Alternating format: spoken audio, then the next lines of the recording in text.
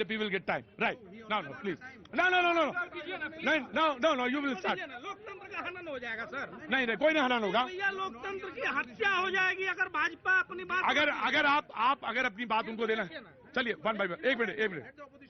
सत्ता भी दे दी। ऑपोजिशन होने के नाते मेरा पहला ऑब्जेक्शन, सुनिए, मेरा पहला ऑब्जेक्शन, आप सत्ता में हैं, आपका काम है प्रश्नों का उत्तर देना, हमारा काम है प्रश्न पूछना। प्रजातंत्र ऐसे ही चलता है, कोई हुड़दंग की बात नहीं है। दूसरी बात, इस देश का मुसलमान भारतीय है, वो पाकिस्तानी नहीं है, उसे पाकिस्तानी ना कहें। मेरा इस बात पे ऑब्जेक्शन है। कोई नहीं बोलेगा, हो गया। ये इनका रोजगार का बात था, जहां पर इन्होंने मुसलमान, हिंदू, संविधान सब बता दिया।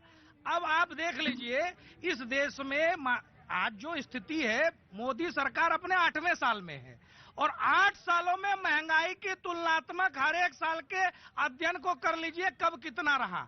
आज कोविड के उन कठिन दौर से भारत भी गुजरा है, जहां पूरी दुनिया गुजर रही है। भारत से बढ़ करके महंगाई पूरे देश में रही, पूरी दुनिया में रही, भारत से ज्यादा भी रही। और भारत की ये वही सरकार है जिनको 70 सालों में गरीब बनाकर रखा, इस स्थिति में रखा कि वो 2 जून की रोटी नहीं जुटा सकते थे। ऐसे 80 करोड़ लोगों तक राशन भी पहुंचाया और 130 करोड़ लोगों तक जो एलिजिबल थे उन लोगों तक वैक्सीनेशन भी पहुंचाया। साथ ही विकास के तमाम कार्य हो रहे हैं।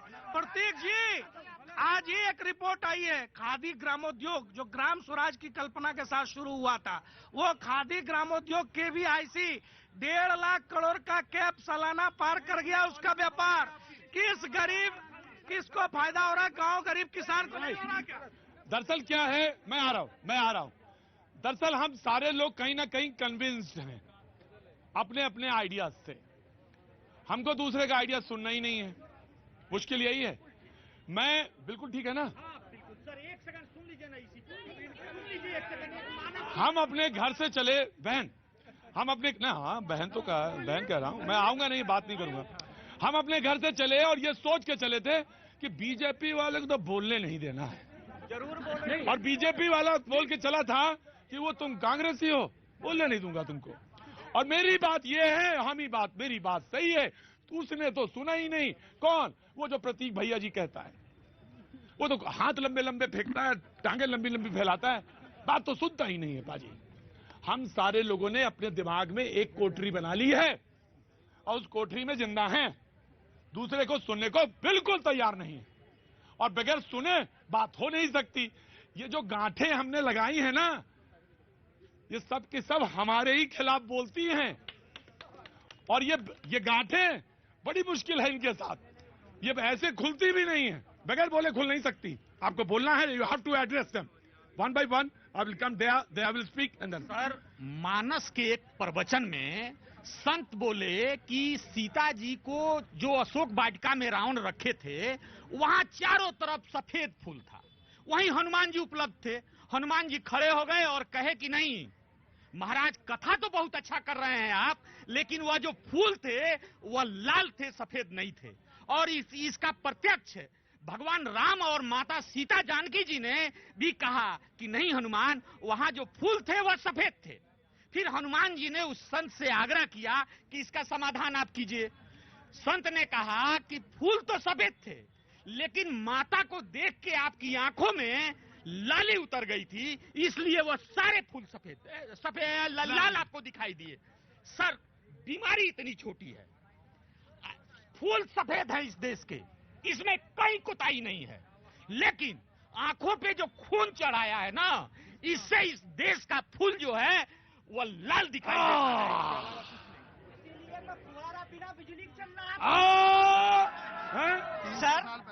इसलिए क्या चल रहा था? 1806 में बिजली का आविष्कार हुआ, कितने एडिसन ने, ठीक है। और औरंगजेब कब आया? 400 साल पहले आया। अब उसमें वो फुहारा लगा, उसमें प्लग कहां से, लाइट कहां से आई? बहन क्या किया, दया शंकर ने डिबेट बनाई और वो आए उधर और फवारा चला दिया। अब मैं क्या करूं? अभी पीछे से सदा जी आए नहीं, आज आए नहीं, आने वाले थे, आते तो कहते उसी पे बहस करिए, जी शफी भाई आ रहा हूँ हम कभी शफी भाई लास्ट मैं प्रतीक जी आपको सलाम करता हूं। इतने क्रूशल मामले में आप इतने सेंसिटिव हैं और पब्लिक की जनता की समस्याओं को आप उठाना चाहते हैं, लेकिन ये राजनीति लोग आपको समस्या उठाने नहीं देंगे। इनकी राजनीति सिर्फ धर्म, नफरत, जात पात इस पर चलेगी। मैं एक बात कहना चाहता हूँ सिर्फ इन सबसे, मुझे इससे कोई मदद नहीं है, कोई मुझे मतलब नहीं है, कोई विरोध करे समर्थन करे। मैं ये पूछना चाहता हूँ इस देश की जनता से, इस देश में शिक्षा के दो पैमाने क्यों? एक गरीब का स्कूल, एक मालदार का स्कूल। दो पैमाने मेडिकल के क्यों? एक गरीब का अस्पताल, एक मालदार का अस्पताल। और इस देश में कानून मौजूद है, राइट टू एजुकेशन और पब्लिक स्कूल। सुनो सुप्रीम कोर्ट तुम्हारी दिखा रहा हूँ तुमको, राइट टू एजुकेशन कानून मौजूद है। सुनिए, राइट टू एजुकेशन कानून मौजूद है, राइट टू एजुकेशन किसमें? सुनिए, अरे सुनो, हाँ सर इनसे पूछिए, राइट टू एजुकेशन 70 साल से कश्मीर में लागू नहीं था, तब कहाँ थे ये? जब 370 हटाया गया तब वहाँ पर राइट टू एजुकेशन मिला, तब कहाँ थे? तब तो इन्हें वहाँ पर मुस्लिम राष्ट्र चाहिए था। और सर मैं बस एक बात कहना चाहता हूँ, जो लोग कहते हैं कि राजनीतिक पार्टियां इन मुद्दों को भटका रही हैं, बिल्कुल बेरोजगारी मुद्दा है, सब कुछ मुद्दा है, लेकिन ये सांस्कृतिक आजादी का भी मुद्दा है।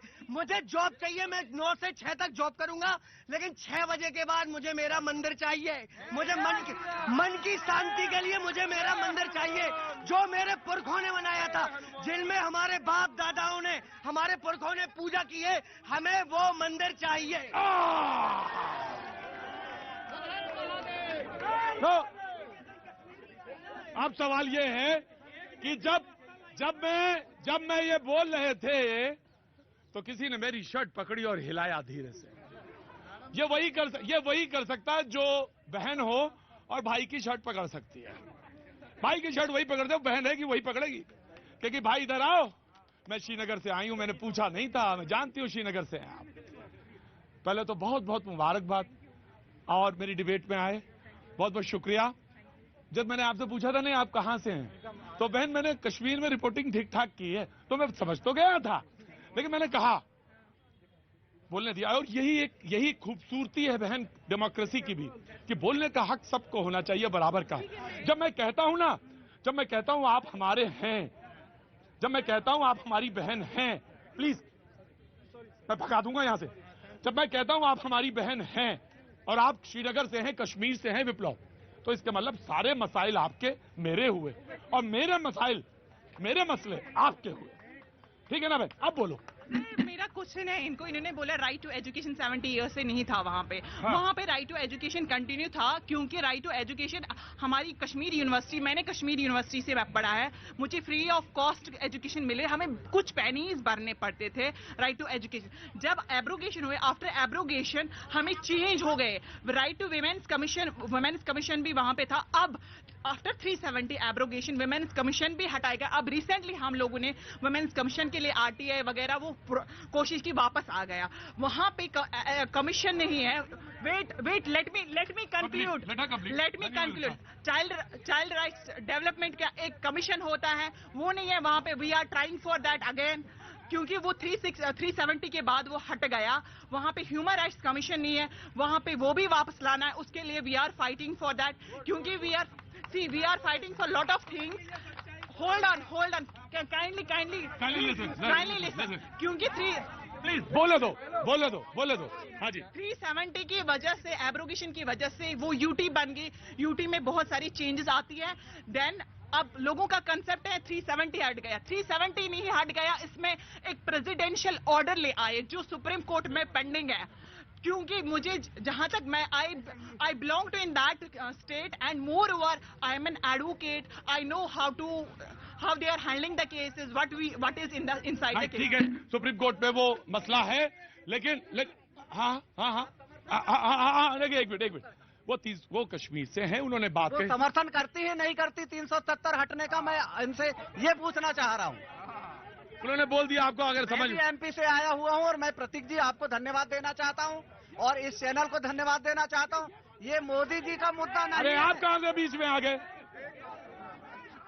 ये मोदी जी का मुद्दा नहीं है, ये आस्था का मुद्दा है, ना ये इसका बीजेपी से कोई लेना देना नहीं है। और जहां तक महंगाई की बात है तो मैं आप सभी लोगों को बताना चाहता हूं कि जो लोग कहते थे कि गरीबी हटाओ गरीबी हटाओ गरीबी हटाओ, गरीबी तो हटी नहीं, गरीब बेचारे हट गए। उनसे पूछो आज यहाँ इसमें कि कहाँ गए वो गरीब, कहाँ गई गरीबी वो। तो मेरा इस चैनल मैं 370 के नहीं मैं ठीक है, तुम्हारा प्रोग्राम है और मैं तुम्हारा भाई हूँ, तुम्हारा पूरा अधिकार है मेरे ऊपर।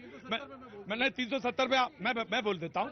370 को हटने के बाद बहुत सारे मसले ऐसे हैं, बहुत सारे इश्यूज हैं जो जुड़े हैं आपके, जो नहीं थे, राइट, जो नहीं थे वो जुड़े हैं आपके लिए।